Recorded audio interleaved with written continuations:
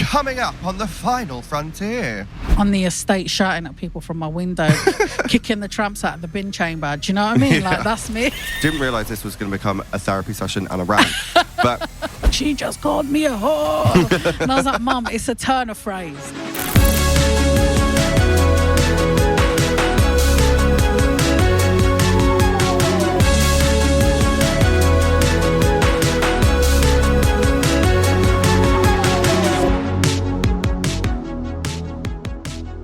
this is the start of the podcast. Hello. Hello. Welcome to my home. Thank you. Thank you for having me. I really jazzed it up for you. Yeah, it's hurting my eyes. It's Yeah. so bright here. What have you done? Extra decor, make it very personal.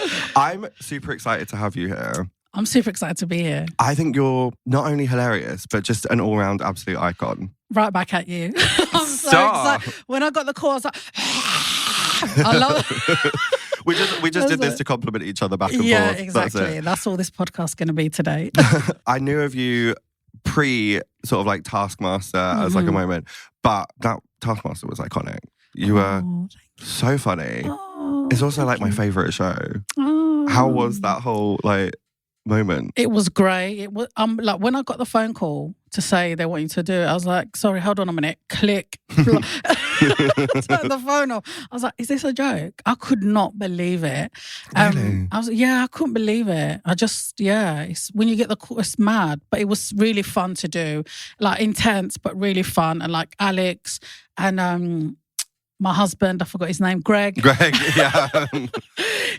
they're so nice. And everyone, all the people that make the props, that help with the games, the people that take part in the games, that, everyone behind the camera they're like a family, and you really do. They're so nice. They're so nice. You'd be great on it.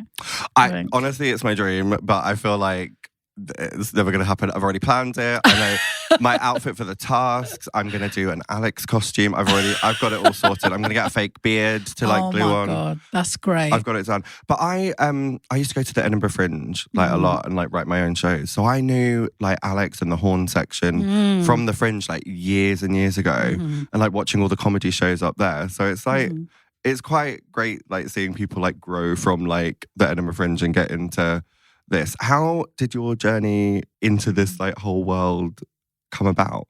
So in school, I did things like drama, GCSE and stuff like that. And I did dance as well. Believe it or not, I can shake these hips. But I don't know, I felt like when it came to like going to university, I was a bit like, I don't think I can be an actress. They'll want me to take my clothes off. They'll want me to kiss someone on screen. I can't do that. I'm a Muslim. So there was that conflict there. So I went down like the design route. So I did like design, technology. Okay.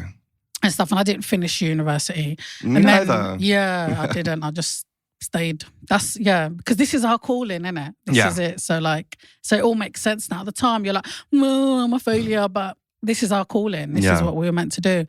So that's why that didn't pan out. And then as I got older, like I got married and divorced twice. And then after the second divorce, I was on a website looking at like walking groups in my area. I know walking groups like some old lady. But anyway, innit? Excuse me, sir. And then this pop-up came up and it said try stand-up comedy. And that was it. That's literally what happened? That is literally what happened. And I've done it. And then this 10 years now. That's crazy. But sometimes it does take like a little something from the universe to point you in the right direction. Exactly. Sometimes there's this thing we have in Islam. In Islam, it tells, sorry, I'm not preaching, by the way. I'm just sharing. No, in Islam, it says sometimes something is good for you and you don't like it because you don't know what's coming. So like when all the failures we've had in our life previously, and we're like, oh no, why? Oh my God, I'm a failure. I'm not good at this, I'm that. But all that led us to where we are now. And look at like we're doing things that we love and we're enjoying it and we're successful at it. So yeah. I can like connect to that because I'm half Nigerian. So I have like a lot of family that are very Christian, like very religious from Nigeria. And I feel like when, my mum came to the UK from Nigeria and like married my dad and like, had me and my sister, I feel like in her mind, I'm a lawyer. Like that should have been the plan. And I feel like sometimes people don't get how difficult it is as as a brown to like deviate from that. Because I have friends at school who were allowed to do like PE for a GCSE. I was like, what? My mum's making me do Latin. Like, I feel like people, don't know how difficult it is sometimes to like steer yourself into that creative industry. Exactly. And sometimes also there might be pressure there to financially provide, to be successful, to help others and stuff like that. And people don't get that. They're like, oh, it's your life. And I'm like, it's not that simple. Like, I know it's my life, but you don't understand the pressures of it, you know? Yeah. So I totally get that as well. Totally. My mum's happy now. She's like, she's like, oh, when she sees my face on a poster, she's like, oh, very nice, Fatiha, very nice. I think it is the success, isn't it? And sometimes there are certain lanes of things that like parents know are like successful. Like you can do this and do that. Yeah. But this is scary. This, you have no idea if it's going to like work out. Exactly.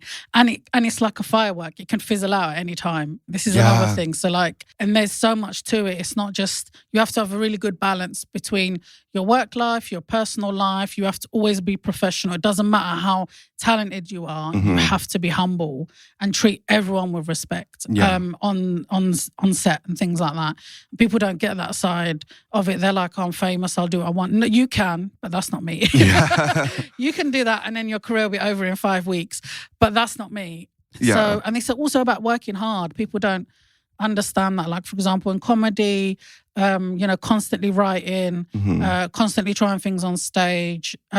People don't get it. It's not just get someone else to do it for you. You can do that, but people can tell. Yeah. You know what I mean? So, and I think especially for you, like, I have found like with like drag performance and stuff, touring is the hardest thing in the world. You're away from home. You're in random cities that you've never been to. It's exhausting and you've got to be like on all the time. That must be like so much, like so difficult. It is, I think, and you know, you're not eating properly, like you said. You're not. There's not maybe your friends are not around you, people that you love, and stuff like that. Yeah, you might have a tour manager, but it's still not the same as being able to call your friend or your sister and be like, "Whoa," you know. Yeah, I have this switch that I can put on where it's like professional Fatiha and then like crying in the toilet Fatiha, and you just switch between it. I've turned up at gigs before and been like crying. I want to do this. Oh my God. And stuff like that. And they're like, listen, you've been paid. I'm like, all right, then here's your money. And I'm going in my bag, like pulling out these notes, going, here you go then. And they're like, no. And then I hear, welcome to the stage, Fatiha El-Ghorri. And I'm like, well, hello. And it has a switch. Do you have that switch as well? Like you can... I have a lot of anxiety about like everything, and like any time before I go on stage, it doesn't matter if it's like I did Butlins in Bognor Regis and like various different things. It doesn't matter what the stage is or where it is. I'm freaking out that I'm the worst person on that lineup and don't deserve to be there. And I think that carries me through. I genuinely think my like state of panic makes me try harder when I walk on the stage. And then every time you get off, you're like, oh, that was great fun. Yeah. I had a great time. I really want to do that again. Yeah, exactly. Do you have the same thing? Yeah, definitely. Dreading it before you get on, and then afterwards you're like, oh.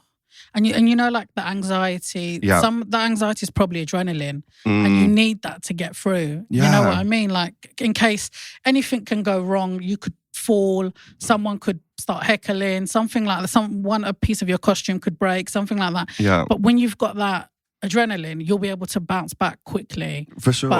But where our job is crazy. We live on adrenaline. Like, I'm sure that's not healthy. Not healthy at all. No, it's like a roller coaster at all times.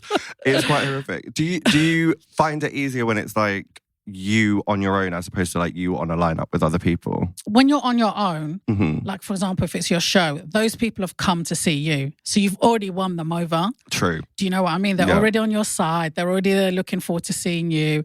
When you're on a lineup, you have to earn it.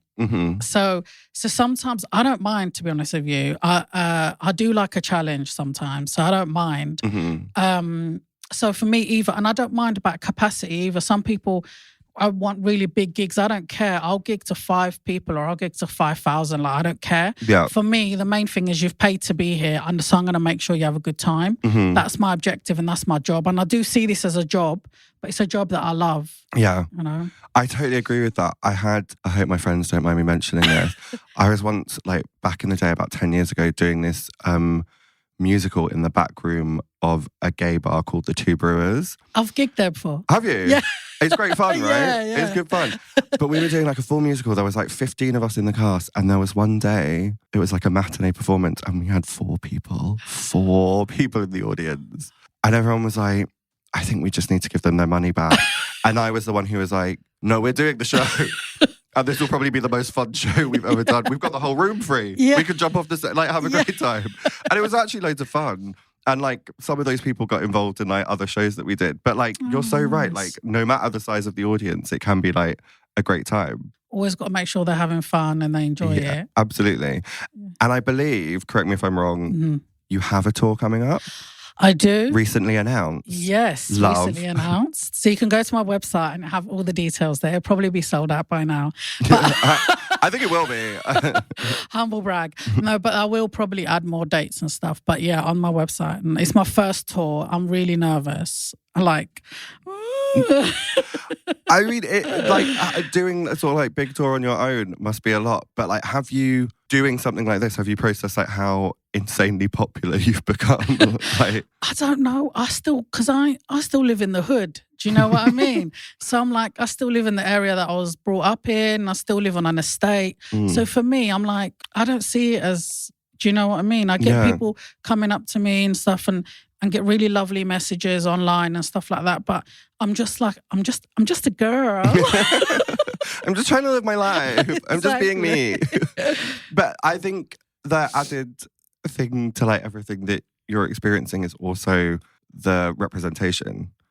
Because I don't know if you felt the same, but like when I was growing up, I never saw me on the screen. Like people getting to see themselves reflected and represented. That's quite iconic that you are that for people now. Yeah, absolutely. I agree with you totally. I never saw a woman in a hijab and I never saw a Muslim woman, on TV and things. And if it was always portrayed in a negative way. It was always a stereotype. This woman's oppressed. Look at these people, women in Afghanistan, all this kind of stuff. Although I'm Moroccan, but like, they just put you all in one like circle. So totally.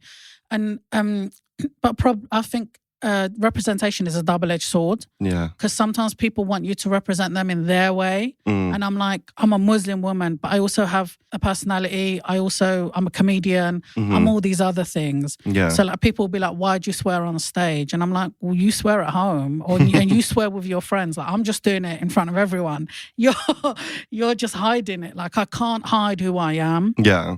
But I do shows that are like, not family friendly, clean, I would say. Yeah. So no swearing and stuff like that. So, which is fine because you've got to give your audience what they want, you know? But it is, I love being able to do this. And I get lots of messages from like young Muslim women saying like, I want to do comedy. And I say to them, yeah, do it and stuff. And they're like, do I have to go to a bar? I'm like, yes, you do. You're not drinking though, so don't care about anyone else. Just do what you have to do. Yeah. And so this is where you start off and you have to do those bar gigs. Sometimes for me, those bar ones are the most fun, and because it's where we started, isn't it? So like, you're just like, they're fun. So yeah, do you find like representation can be a bit of a double-edged sword sometimes? I totally get what you're saying, because I think like for me in a different way, like anytime I saw anyone who was like black or mixed, like male on television, it was like on an episode of The Bill getting arrested for like dealing drugs or something.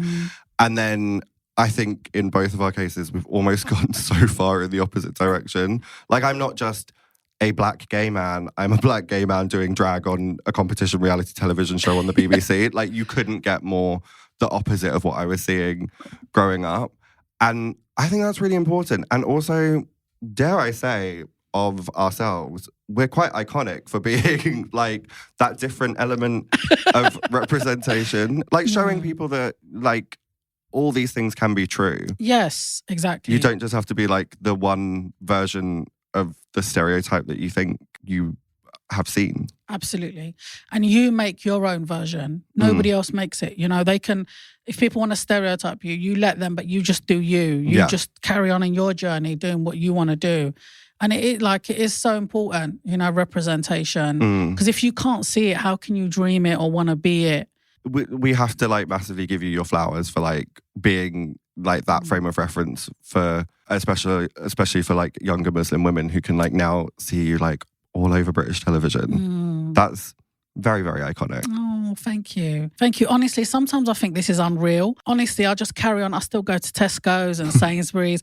I have a trolley and I put all my stuff in it like some old lady. I love that. Not even M&S. Yeah. Like Tesco, down to earth. Honestly, and I still like, I don't know. So it's really weird when people say like what you're saying. I'm like, and people are like, you're famous. I'm like, no, I'm not. I'm just Fatiha. I'm just on the estate shouting at people from my window, kicking the tramps out of the bin chamber. Do you know what I mean? Like, that's me.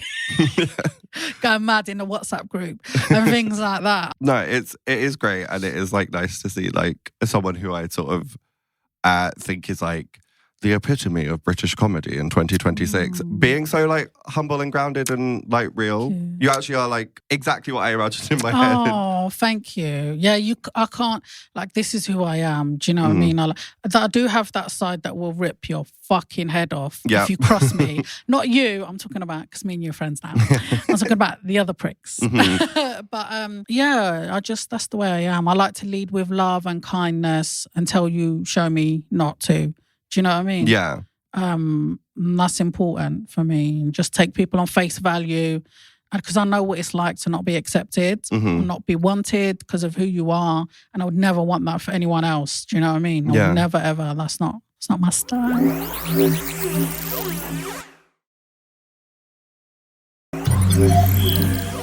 What were you like at school? Like, was the comedy like always there? I think because we're Moroccan, and I come from a family of 13. Wow. So like someone's always getting ripped up and stuff like that. Like I remember once my mum going, I'm going to go Tesco. And then she said Tisco or something like that. And my brother was like, Mum's going to the disco.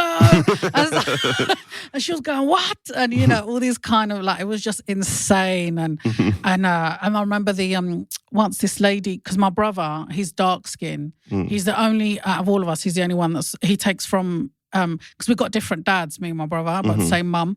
But he takes after his dad's side. And I remember the neighbour came knocking once and she goes, oh, your son, he doesn't look like your other children. Is he the postman's? And my mum was like, she just called me a whore. And I was like, Mum, it's a turn of phrase, all right? She's like, we must kill her before your dad comes home. So yeah, we always had that. Honestly, my mum is insane. She's crazy. She loves Ryland. Sorry, I'm going to go on about her a bit. She loves Ryland. And you know, he does the new supermarket sweep. Yeah. She rang me. She's like, Fatiha, you know, this Dale Winton, he never grow old. You know, because I'm like, what? But she loves him. She's like, Fatiha, why you not marry him? Very good man. Because I've worked with him a few times. Yeah. And I'm like, he doesn't like brunettes. So yeah, but we always had like jokes in our family. Like that's just part of us. We're always ripping each other up. And so I think it's always been like that. In school, I was a little bit naughty, got into a lot of fights because I didn't speak English till I was about 6. Really? So yeah, it was and we growing up, and I'm sure it was maybe similar. I'm older than you, but it might have been a little bit similar depending. I'm 44. Yeah. Wow. I'm 36. So it's same like, yeah. No, I'm 35. Because Wikipedia is wrong. Oh, okay. Wait. No, I'm 36. When's your birthday? What month? September, end of September. Oh, I'm April. I was going to see if we were the same. No. Wait, what's your star sign? I don't even believe in star signs, but I'm an Aries. Oh, okay. Are you Sagittarius? Libra. Oh, that's a thingy for me. Like, what do you call it? That's my match. Compatible, yeah. Yeah. See, we could have got married, but oh no, it's just like Ryland. I don't like brunettes. Sorry. Exactly. So in school, I didn't speak English till I was about 6 because my dad, we used to speak the Moroccan dialects at home, and he used to say to us, "You're Muslim first. And second, when you go outside, you're British. And when you're at home, you're Moroccan. But you will always be Muslim first." So he used to, and I'm grateful because I'm fluent in it. I know like the culture. I can cook all the food and all that shit. I can belly dance, whatever you like, you know. So it was very difficult in school. So I was getting like in trouble a lot, fighting a lot. Because there was only like maybe 5 ethnic kids really in our class. Yeah, it was like... very different then. But yeah, in school I was naughty a little bit. Yeah, but like I used to get in trouble at school quite a lot. And I look back at it and I'm like, but why? Exactly. And we know why. That sort of like added pressure, I feel like it turns you off from like paying attention or like doing all that kind of thing. So it like fulfills itself. They tell you you're naughty, so you're naughty. Yes. Yeah. You're damned if you do, you're damned if you don't. So might as well have fun. Exactly. Might as well.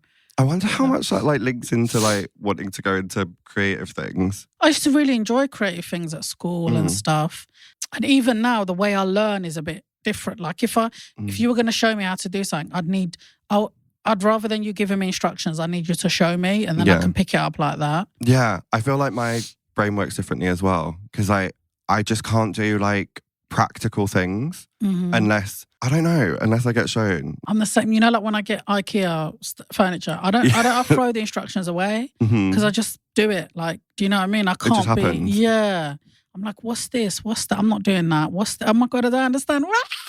So then you got to find your own path. Yeah. Exactly. On that note, we like to play a little game on this podcast, and it's always a different one that is very specific for our guests. So I'm going to throw over to James, the podcast producer, Evil Jimmy, as I like to call him, which he loves. James, what is our game today? For today's game, we're going to do Guess the Punchline. So I've got... Comedy. I get it. I get the connection. Good. Jokes. So I've got some really bad dad jokes. I love dad jokes. I'll say the first bit and you need to guess the second. I think most of these are probably quite achievable. Some are deep cuts. Okay. Well, let's see. Okay. We're playing as a team? Yes. Okay, great. Yes. Okay. All right, your first one. Why are libraries so tall? Libraries so tall? Some books. Yeah, something to do with books because they have a books. That doesn't even make sense. Wait, I think we're gonna lose. We're gonna lose it. The only thing I think of, Beauty and the Beast when she's got that ladder. That's the only thing, but that ain't got nothing to do with this. She loved. What did you think? Did you watch the one with Emma Watson? Yes. What did you think of that? Rubbish. Yeah, same. Yeah. They should. Have you seen Mulan? Mulan's one of my favourites. It is awful. Don't watch it.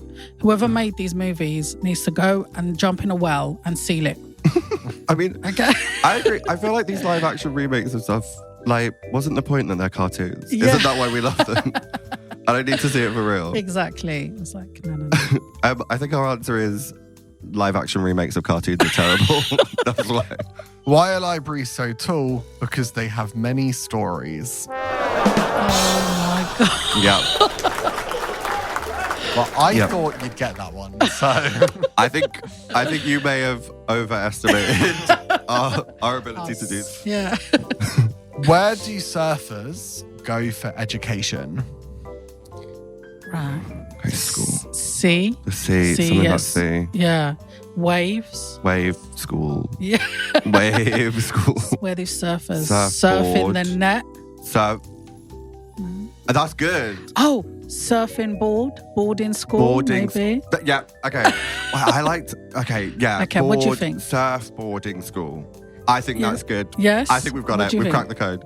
Where do surfers go for education? Boarding school. You cracked the code. We got it. You actually did that. That's fine. Comedy credentials are still fine. You don't have to change your CV. You're all good. How do bees get to school? Well, I would assume they fly, but that's not funny. What do they do when they make honey? What is that called? Is there a process that's called that? I feel like there is, but science is not for me. So, science. Honey, hive. Yes. Is it hive? No. Buzzing. Buzz, wings. What else? Sting. They've got a little sting. Yes. This game is not as funny as I think maybe you thought it was going to be. What about like a school bus? But a school leave? School buzz. Yes. They take the school buzz. Yeah, I like that. I like that. That is not based on James's face, that is not the answer, but I feel like that was good. Yeah. How do bees get to school on the school bus? Oh, it's the school bus! Wait, why are we doing quite well at this? You're the best. See, we're a good team. Yeah, we should write dad jokes professionally for... I will say, I probably shouldn't actually admit this, but the second time I did Drag Race, because there were a lot of comedy challenges on it, I took a joke book with me. Because I was like, in an emergency, I'm going to flick through this for inspiration. Yes. So I owe credits to whoever wrote that joke book because I borrowed some ideas from it. Well, but this is the thing with art people don't understand as well. It's like interchangeable, sharing. Do you know what I mean? Sometimes, a lot of times we come across with the same ideas. Yeah. It's okay to look at stuff for like inspiration. Do you know what I mean? But the main thing came from you at the end. Yeah. It just woke something up in you. Take inspiration from it, but don't repeat it word for word. That's right. Exactly. What do you get when you cross a fish with an elephant? A lot of animal themed. I know. Yeah. What is going on, David Attenborough? A fish and with an an elephant. Fish. Trunk. Scales. Tails. Rhymes with scales. What if something like the fish and the elephant? Fish-fin or something like that. Elefish. Yeah, or something like that. Fishella. Like fish, Cinderella. I've got... Where do fish live in the ocean? Yes. That's all I've got. Do elephants have tusks? Yes. Didn't help, but just thought I'd mention it. What about maybe Fishella, like Cinderella, Fishella? I feel like it's not. No, what do you think? What are you feeling? I don't think I've got absolutely nothing. I think... Then the ocean, we've got Africa, and then the ocean, the desert. Well, they're not in the no, where are they? They're not in the desert. They're elephant, I think... Jungle. Yeah. Is it jungle? Wherever giraffes are. I feel like they're in the same place. Yeah, like safari. Yeah, that kind Fishes of energy. So ocean for safari. Honestly, I can't help. I've got absolutely nothing. You choose. You decide. Do you want the answer? Yeah, let's just get the answer. Let's get the answer. What do you get when you cross a fish with an elephant? Swimming trunks. Oh. I actually do think we could have got that. You said trunks. Yeah, but we didn't get trunks. the swimming. Yeah. We could have got there. Yeah. This is the last one. With 5 more hours. 5 more with like a big flip chart and like a board pen. And lots of cute clues. Yeah. This is the last one. It is hard, but it Okay. is the best of the jokes. This is the hard one, and we've got 2 out of 4. Okay, great. What did one eye say to the other? I see you. I'm trying to think about like where my eyes are. Yeah. What did one eye say to the other?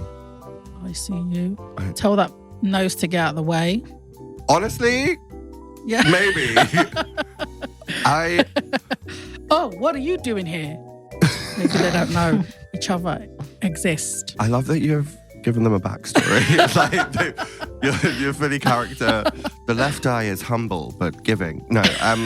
What else? No, I don't know. No, that's it. I actually think that's. I think that's a good. I would laugh at that. I love a dad joke. I think that's like peak dad joke. I think we should go with that. Okay. What did one eye say to the other? Between us, something smells. Oh. I like I better. I thought that was camp, but like fun and like accessible. We got 2 out of 5. Where did you even find those jokes? I did like a real deep scape of the internet. Like I picked and chose. Research. That's a good skill to have. Yeah.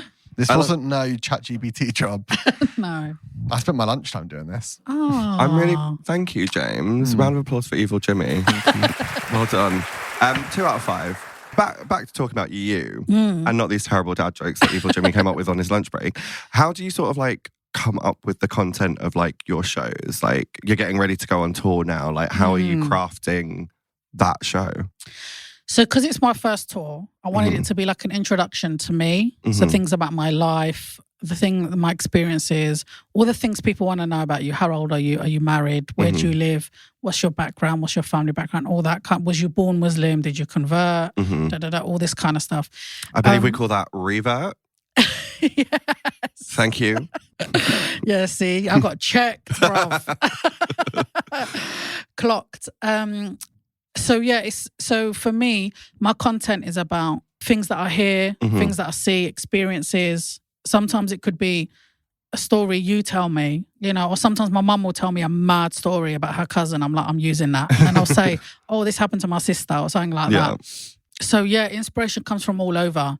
So you never like switch off? You're just always like looking for the next gag? Yeah. Do you find that as well? For yourself, even like maybe even in your outfits, or like maybe you see something you think, oh, that. Do you find that you're on all the time? One thing that this like world has caused is that I'm a nightmare to watch television with. Because I will not, if I can be sat there with my boyfriend and he'll find it like really, really entertaining, and I'll be like, oh no. So what's happened there is like one of the producers has come in and asked them to bring that up. That's why the conversation feels a little bit awkward. Like I think that's the bit that I don't switch off from is like watching TV, especially like I love The Traitors. Yes. But I get myself too emotionally invested in it. And then I'll be like, well, I would have thought, because she was one of the last 3 to walk in, so I know she was up for murder and blah, blah, blah, blah. Yeah. Like, think about the production of it too much. Yes. Do you get that watching TV? Yes, definitely. And I always think, that's why I don't watch a lot of comedy. Because I can see where it's going. I can see what's happening. I can see how it's done. And then you're like, oh, they should have done this instead. Or this would have made it clearer. Or da-da-da and all that. So that's why I don't watch comedy. Because we work in it all the time. Like, why would I want to watch it? Like, does a chef go home and cook? I doubt it. Like, do you know what I mean? Probably, actually. But yeah. That's so true, actually. Like, analysing comedians. I've never thought about that. And you've been on the other side as well, like, judging like comedy as well. Yeah. That must be really tough because you know what it's like to be up there. Like, do you find that you have to pare back what you're saying and sort of be maybe a bit kinder? Yeah, definitely. Like, when I was doing the BBC Comedy Awards, I always went... the BBC New Comedy Awards. Yes. Because I went in and I would speak to the acts before and say, don't forget who you are, you're a comedian, and no matter what happens, that doesn't change tonight. And someone is going to win and 4 of yous are not. And that's okay, it just might not be your time. Sometimes there's blessing in delay. Oh, that's a good phrase. Love that. That's from Islam.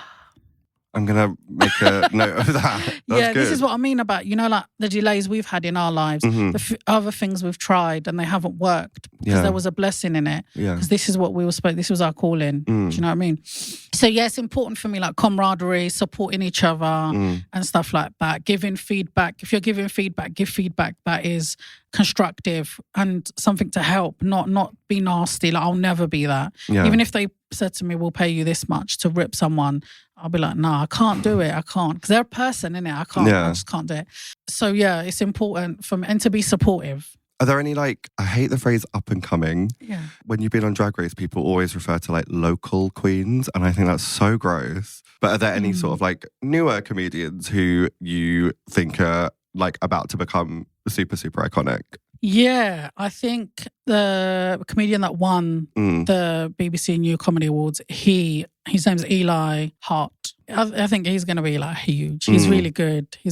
When he does his comedy, it just feels like he's just chatting. Yeah. Like he's not really doing any material. He's just talking to you. He's got funny bones and that's rare.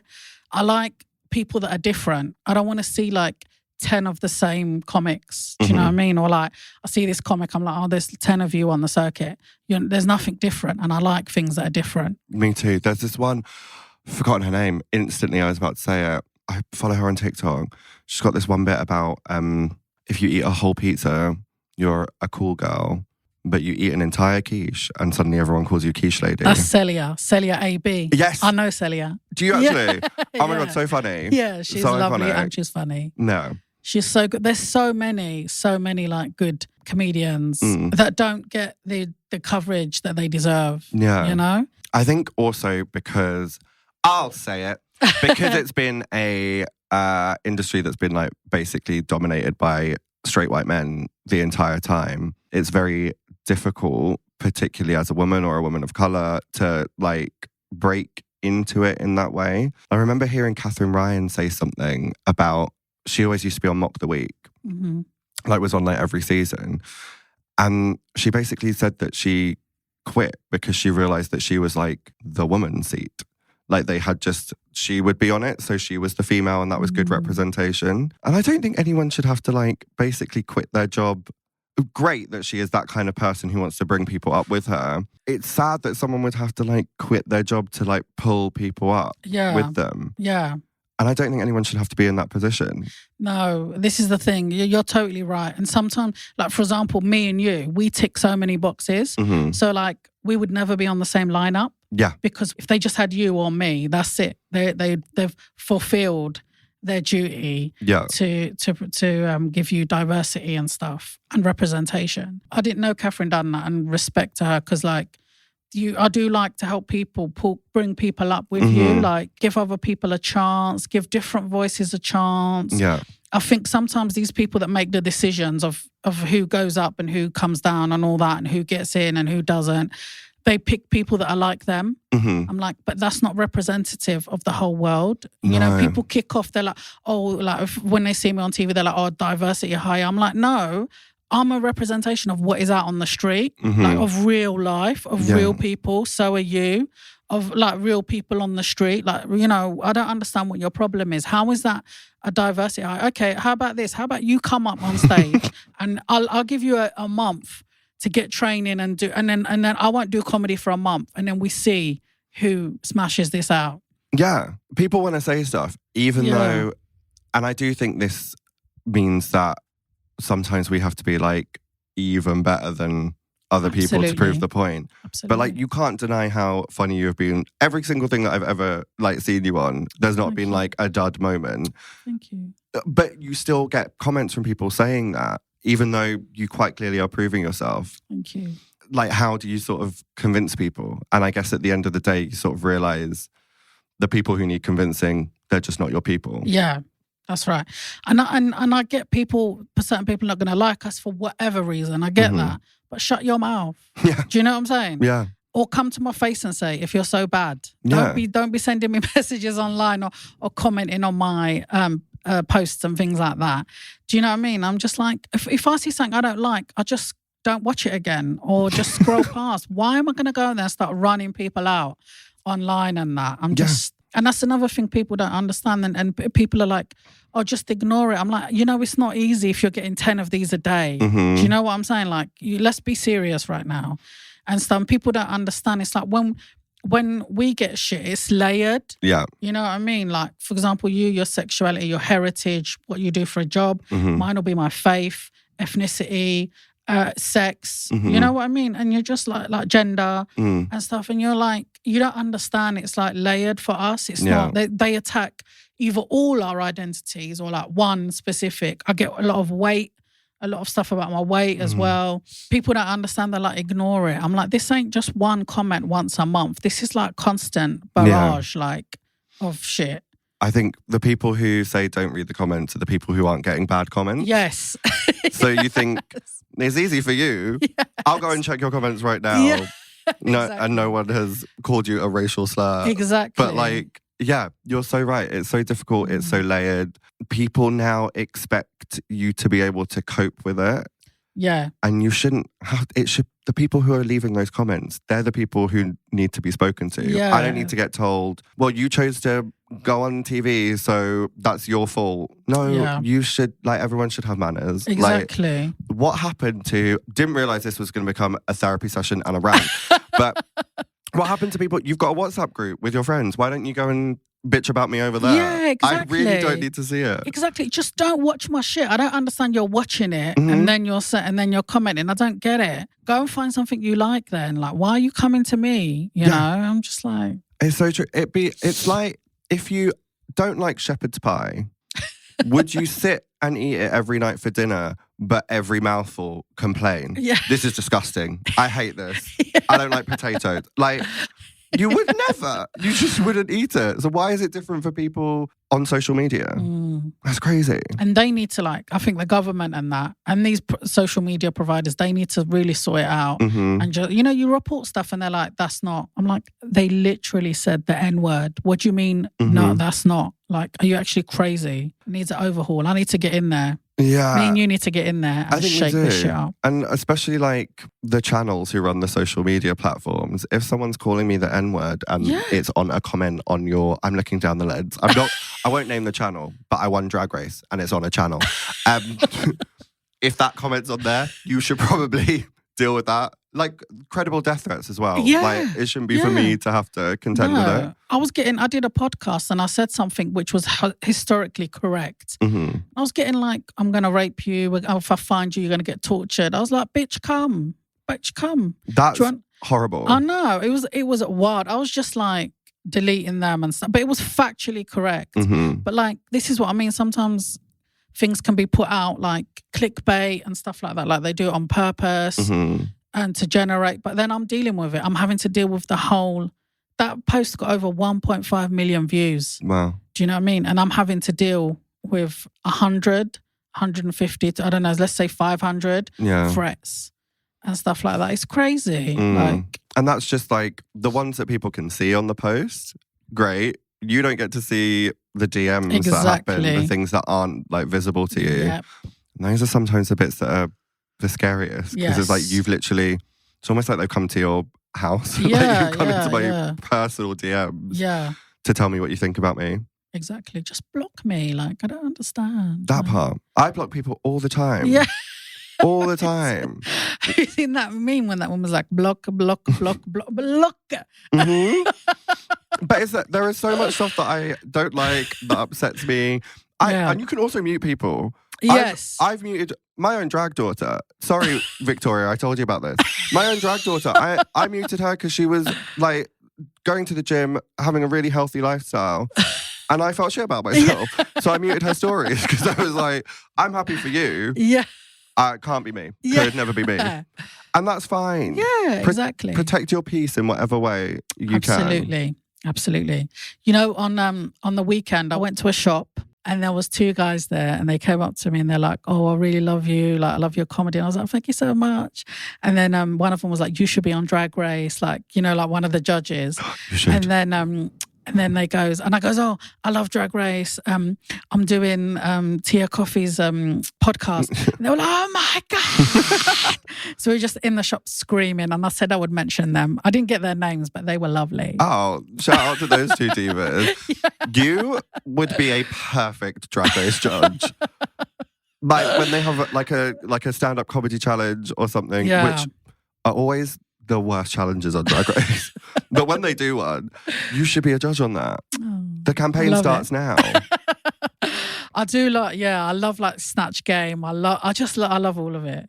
How do you watch the American version of it? I'll give you my login for my Wow Presents Plus app. You could just log it. Yeah. No, I'll sort it. But the UK versus, is it UK versus the world? Yeah. That's coming. That's starting end of Jan. Yeah, I think this week. No, yeah, oh my God, it starts. Oh my God, this is the end of the month. It does. Or when this comes out, it started 2 weeks ago. Yeah. We're on episode 3 now. No, it does start. That's crazy because I won series 2 of that, which does make me the only non-white British winner of Drag Race ever. Maybe that'll change this year. I hope so. We'll I loved see. you and Le Grand Dame. Is that what his name is? Yeah. I think he goes by Jan now. Oh, is it? He's quit drag. Yeah. Oh, really? Yeah. Because I won. No, that's not right. Me sat here like this being like, yeah, he quit drag. How lazy. Anyway, he does loads of music now. Oh, okay. But you and him were just such a lovely pair. Like, it was so lovely. I loved you guys. Romantic storyline. Yeah, I loved it. Do you know why that happened? I'm pretty sure it's because everyone else was about 5'2". So we were the only 2 people tall enough to hug each other. And we were like, oh, okay, we'll be in love for 6 weeks. That'll be great. Was Hannah Conda in your one as well? Yeah. I love Hannah. That's Shirley Bassey. Was it? No, not Shirley Bassey. Shirley Valentine. That's it. Yeah. The little. Oh my God, I love Hannah Conda. I follow her. I love her. She's so funny. She's so funny. Such a genius. So good. So funny. Deserved. Me and her were top 2 for that Snatch Game. You remember her Snatch Game? Because it was good. And I was the other person in the top 2 because everyone else was bad. Was you the headless one? Yeah. Yeah, I remember. And I was not funny. Yeah. No. Everyone else was really not funny. So they were like, this was good. Well, Hannah was great. And you weren't terrible. So we'll do that. Anyway, we're starting the campaign to get you as a judge on Drag Race. Oh, we'll see. I think Rue would love you. See. She think you're funny. Thank you so much for joining me. Thank you. This has been a pleasure. Can I say one last thing? Sorry, before we go. So your name is Tia, and my name is Fatiha. But when my niece was little, she's like in her 30s now. When she was little, she used to call me Tia because she couldn't say Fatiha. Oh. So everyone used to call me Tia. See the coincidence? And then I used to work in a school. And I remember we had this new student who'd just come from Bangladesh. So she was just learning English and stuff. And she said to me, "What's your name?" And I goes, "Tia." And she started laughing. And I said to her, "Why are you laughing, bitch?" And then I didn't say that actually. I just said, "Why are you laughing?" And then she said, because in her language, in her mother tongue, Tia is a bird with red lips. She goes to me, "And you've got red lips, so you look like the bird." And I was like, "Oh, okay." So I just thought I'd share that with you. No, that's nice. That's lovely. Some people might see this and go, "That's bollocks," but I don't know. Some people that speak the language and I don't know. But yeah, she was a lovely, lovely girl. But I wonder where she is now. I know. Well, I hope she's doing well. And I always think of like, you know, your ex-students and stuff. And I'm always like, oh, I hope they're well. I hope they're thriving. I hope they're living their best lives. I hope they've, done things that they want to do and they're happy and they're safe and loved. And yeah. That's so nice. I have never taught, but I do exactly the opposite with people I went to school with. I like look them up on LinkedIn and be like, I hope you're a flop. You're a bad person. No, if people I went to school with, yeah. But this girl, I was just a teaching assistant. So like, those students, I'm always like wishing the best for them and stuff. And yeah. I bet they're watching you being like, iconic. That was my teacher. Oh, I hope so. I'm sure there's loads of people that are like, I do get messages going, "Did you work here? Did you work? Are you And I'm like, "Yeah, brother, I remember you. Yes." and stuff. So yeah. Well, thank you so much for joining me. Thank you for having me. I was so disappointed when you wasn't in drag. Okay. Okay, next time we're in the same place, I will be in full drag. Let's go out one time, me and you. Yeah. And Two brewers. Is that, yeah? See a comedy show there. Exactly. No, but you're beautiful. You're beautiful in real life. Thank you. So I'm so happy. Thank you for having me. Honestly, I've loved it. No, thank you for coming. Thank you. It means a lot.